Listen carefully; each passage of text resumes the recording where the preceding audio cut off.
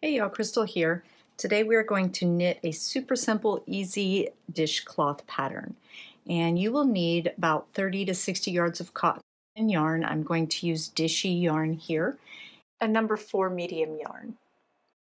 The knitting needles I'm using for this worsted weight yarn are US size 7, 4.5 millimeter needles. You can use straight needles if you have them. I'm using circulars just because that's what I have, but this is worked flat. So gauge is not terribly important for a dishcloth pattern, and any size really will work. You just want to use the needles that you're comfortable working in worsted weight cotton yarn. And my gauge, if you want to try to meet, is 4 by 4 square. I get 16 stitches by 28 rows in the pattern.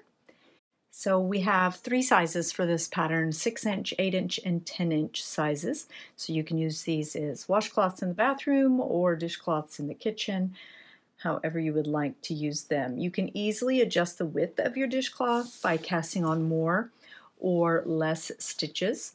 4 stitches will give you about 1 inch, if that helps. For the length, we're just repeating more or less of the repeats. It's a 4-row repeat. Okay, so you can cast on any number for this dishcloth pattern.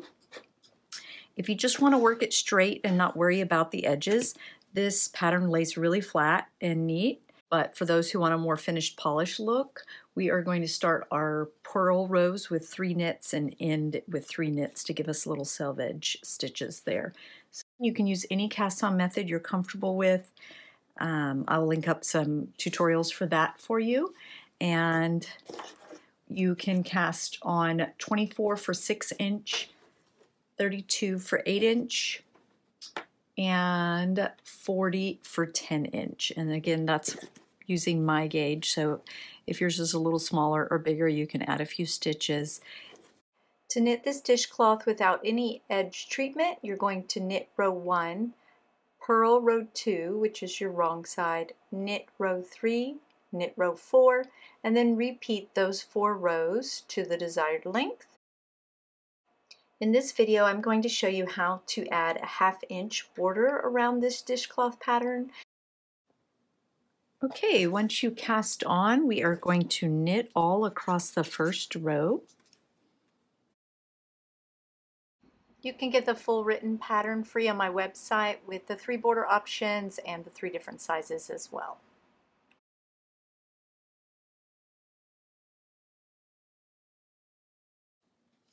When you get to the end of the row, you're going to turn your work. And now for row 2, we are also going to knit all. Remember to pull those first 2 stitches a little bit tight since they tend to be loose. It'll make your edges a little neater regardless of which edge treatment you're using. To knit the 1-inch border dishcloth, you'll want to repeat knit rows until you have 1 inch. Okay, at the end of row 2, we're turning. Now here is our purl row, row 3. We are knitting this with the edge treatment though, so we're going to knit the first 3 stitches, or you can knit 5 stitches for the 1-inch full border. And then we're going to purl across. This is the wrong side of our work. This is the only row that changes for the 3 different options. You can just purl straight across for like the beaded edge stitch without a border. You can knit the first 3 and last 3 stitches for the 1/2 inch border, or for a full 1-inch border, you're going to knit the first 5 and last 5 in this row. Now with the bordered ones, you'll also want to start with a couple of knit rows for 1/2 inch or several knit rows for 1 full inch and end the same way.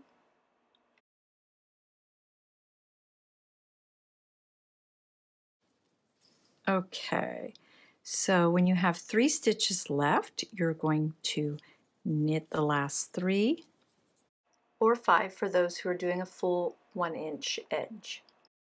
And that row is the only row we need to remember anything for our edge treatment. Turn your work. Now for row 4, we're on our right side. And row 4, we're just going to knit across.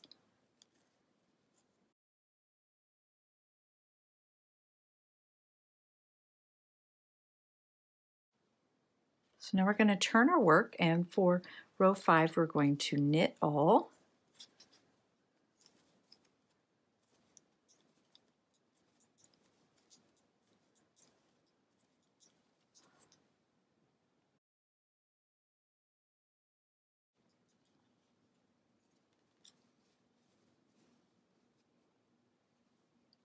Okay, now we have completed a set of our 4-row repeat. This is our right side we're looking at, and we're going to repeat rows 2 through 5 for the length of our project. So right here I'm going to use a stitch marker to mark the front of my work. And note that our bumpy stitches here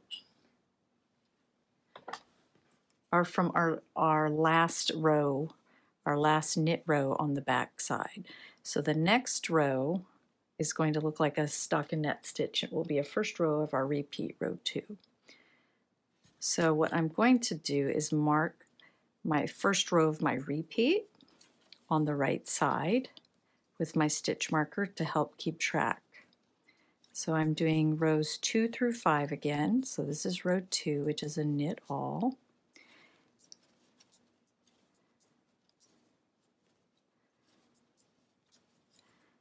So now that I've knit that stitch, I'm going to mark one leg of it on the front, and that way I've marked my right side and the first row of my repeat. So that way I can easily look at my stitch pattern and kind of count how far I am or where I am in my stitch pattern. So after I knit this row, I'm starting over my repeat, which starts on the next one through that one. This is helpful for when I set my work down and get distracted and don't pay attention to where I am in my repeat. Okay, so we're just going to repeat rows 2 through 5. That's a 4-row repeat until you are about a 1/4 inch left to the length you need. So if you want to make an 8-inch square, you're going to repeat those 4 rows until 7 3/4 inches long. If you're making the 6-inch, it would be a 5 3/4.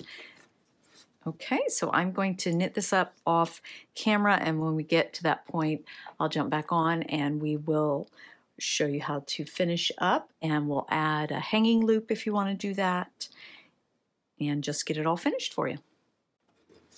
Okay, so once you've gotten to within a 1/4 inch of your length, we're going to finish off with 2 rows of just straight knits across.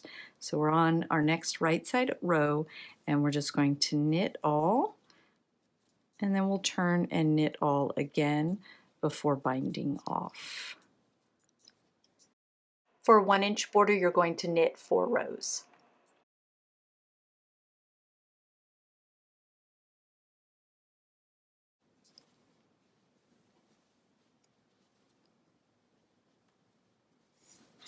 All right, so now we're ready to bind off. We are on the right side, and we're just going to do a standard basic bind off. So we knit the first 2, and then we insert our needle into the first stitch we knit, pull it over the second stitch. Here I pull up this loop a little bit looser so that my bind off is not too tight. Knit 1 more and repeat. We just bind off like that all the way across the row. Okay, so we have bound off all the way across our last row here on the right side. And if you don't want to add a hanging loop or anything, then you're just going to pull up a loop through that last stitch, cut it, and weave in your ends. If you want to add a little hanging loop here to hang your dishcloth by so that it can dry easily, you can do a knitted cast on.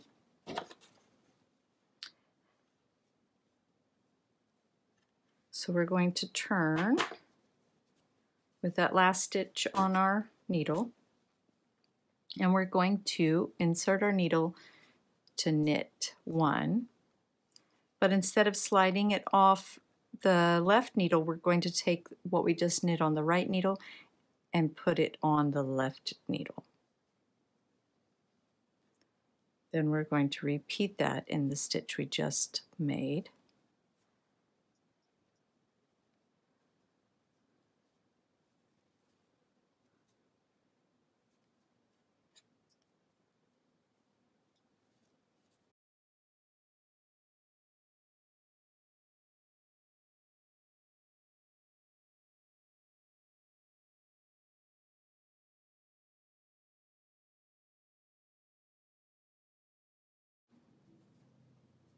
Okay, so I'm just gauging the length here by how many stitches I've cast on. So I'm going to go ahead and continue casting on until I have 20 stitches on my needle. Okay, so once you have cast on enough stitches to make a little loop, here I have 20 stitches, then you can just go ahead and knit them.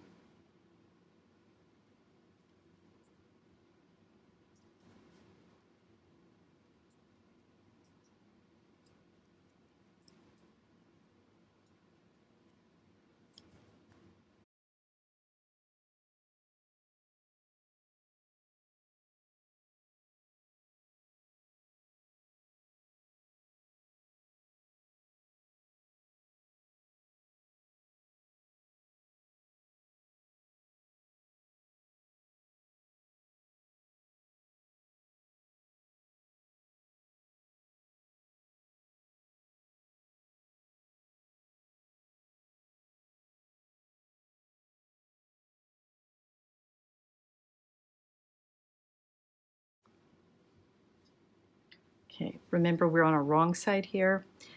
So now we're going to turn and we'll be on the right side of our cloth and the right side of our loop that we're knitting.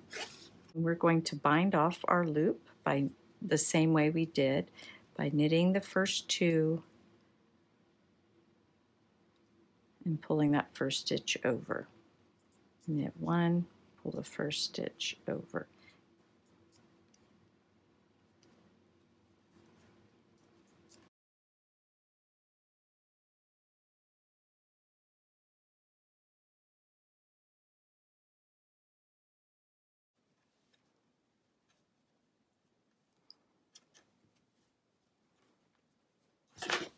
Okay, so when you have bound off all the stitches, then you're just going to pull up the long loop there so that we can sew it down with our yarn needle.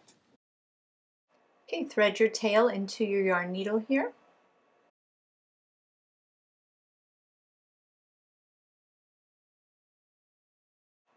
We're going to use the tail here to sew it to the corner, making the loop. Just be sure to sew it in really well. You might even want to knot it.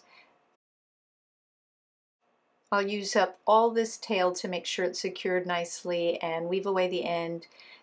I'll also take some time to neaten up the corner and the join here just as I'm sewing and securing, finding those loose loops and using those.